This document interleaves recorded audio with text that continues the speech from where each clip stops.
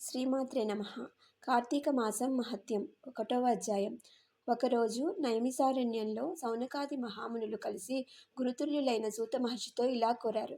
ఓ మహాత్మా, మీ ద్వారా ఎన్నో పురాణేతిహాసాలను, వేదాంగాల రహస్యాలను గ్రహించాము. కార్తీక మాసం మహత్యాన్ని కూడా వివరించండి. ఆ మాసం పవిత్రత, కార్తీక పురాణ ఫలితాలను కూడా వివరించండి అని కోరారు. సౌనికాది మహామునుల కోరికను మన్నించిన సూత మహర్షి ఇలా అంటున్నాడు. ఓ మునిపుంగవులారా, ఒకప్పుడు ఇదే కోరికను త్రిలోకి సంచారి అయిన నారద మహాముని బ్రహ్మదేవునిని కోరాడు. అప్పుడు బ్రహ్మదేవుడు అతడికి ఈ పురాణ విశేషాలను వివరించారు. అదే సమయంలో లక్ష్మీదేవికి శ్రీ మహావిష్ణువు, పార్వతీదేవికి పరమశివుడు ఈ పురాణాన్ని వివరించారు. ఇలాంటి పరమ పవిత్రమైన పురాణాన్ని మీకు వివరిస్తాను. ఈ కథను వినడం వల్ల మానవులకు ధర్మార్థాలు ప్రాప్తిస్తాయి. ఈ పురాణ గాథను విన్నంతనే ఇహలోకంలోనూ పరలోకంలోనూ సకల ఐశ్వర్యములను పొందగలరు. కాబట్టి శ్రద్ధగా వినండి అని చెప్పసాగాడు. పూర్వం ఒకరోజు పార్వతీ పరమేశ్వరులు ఆకాశ మార్గంలో విహరిస్తూ ఉండగా పార్వతీదేవి పరమశివునితో, ప్రాణేశ్వర, సకల ఐశ్వర్యాలను కలుగజేసి మానవులంతా కులమత తారతమ్యం లేకుండా, వర్ణ భేదాలు లేకుండా ఆచరించే వ్రతమైన ఏదైనా ఉంటే వివరించండి అని కోరింది. అంతట పరమశివుడు ఆమె వైపు చిరునవ్వుతో చూసి ఇలా చెబుతున్నాడు. దేవి, నీవు అడిగే వ్రతము ఒకటి ఉన్నది. అది స్కంద పురాణంలో ఉపపురాణంగా విరాజిల్లుతుంది. దానిని వశిష్ఠ మహాముని మిథిలాపురాధీశుడైన జనక మహారాజుకు వివరించారు. అటు మిథిలా నగరం వైపు చూడు అని ఆ దిశగా చూపించాడు. మిథిలా నగరంలో వశిష్ఠుని రాకను జనక మహర్షి హర్షం వ్యక్తం చేస్తూ అర్ఘ్యపాద్యాలతో సత్కరించారు. ఆపై కాళ్ళు కడిగి ఆ నీటిని తన తలపై చల్లుకొని ఇలా అడుగుతున్నాడు. ఓ మహామునివర్య, మీ రాక వల్ల నేను, నా శరీరం, నా దేశం, నా ప్రజలు అందరము పవిత్రులమయ్యాము. మీ పాదధూళితో నా దేశం పవిత్రమైంది. మీరు ఇక్కడికి రావడానికి కారణమేమిటి అని కోరగా వశిష్ఠ మహాముని ఇలా చెబుతున్నాడు. జనక మహారాజా, నేనొక మహాయజ్ఞము చేయాలని నిర్ణయించాను. అందుకు కావాల్సిన ధనము, సైన్యాన్ని సహాయంగా నిన్ను కోరాలని వచ్చాను అని తాను వచ్చిన కార్యాన్ని వివరించారు. దీనికి జనకుడు, మునిపుంగవ, అలాగే ఇస్తాను, స్వీకరించండి. కానీ ఎంతో కాలంగా నాకు ఒక సందేహం ఉన్నది. మీలాంటి దైవజ్ఞులైన వారిని అడిగి సంశయం తీర్చుకోవాలని అనుకునేవాడిని. నా అదృష్టం కొద్దీ ఈ అవకాశం దొరికింది. ఏడాదిలోని మాసాలన్నింట్లో కార్తీక మాసమే ఎందుకు పరమ పవిత్రమైనది? ఈ నెల గొప్పతనమేమిటి? కార్తీక మహత్యాన్ని నాకు వివరిస్తారా అని ప్రార్థించాడు. వశిష్ఠ మహాముని చిరునవ్వు నవ్వి, రాజా, తప్పక నీ సందేహాన్ని తీర్చగలను.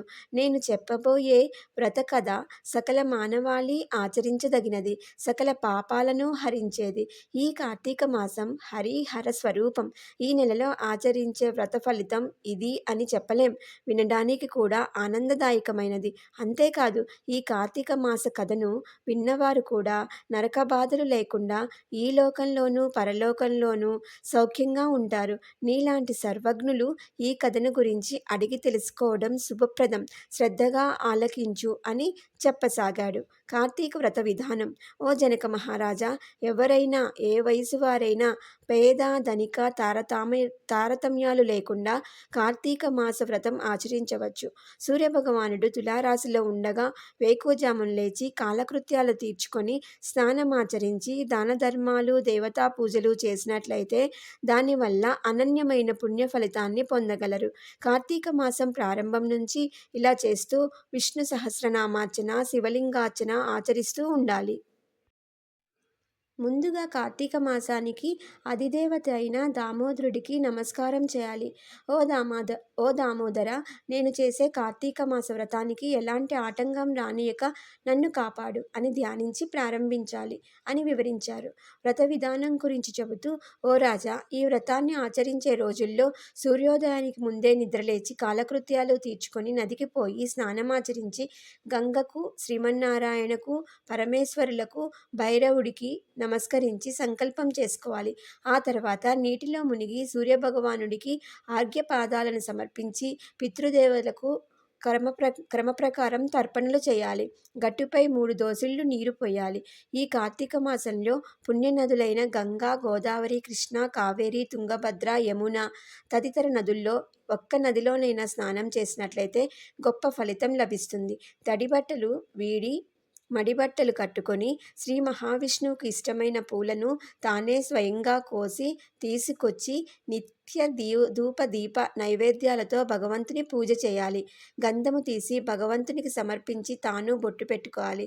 ఆ తర్వాత అతిథిని పూజించి వారికి ప్రసాదం పెట్టి తన ఇంటి వద్ద కానీ దేవాలయంలో కానీ రావి చెట్టు మొదట కానీ కూర్చొని కార్తీక పురాణం చదవాలి.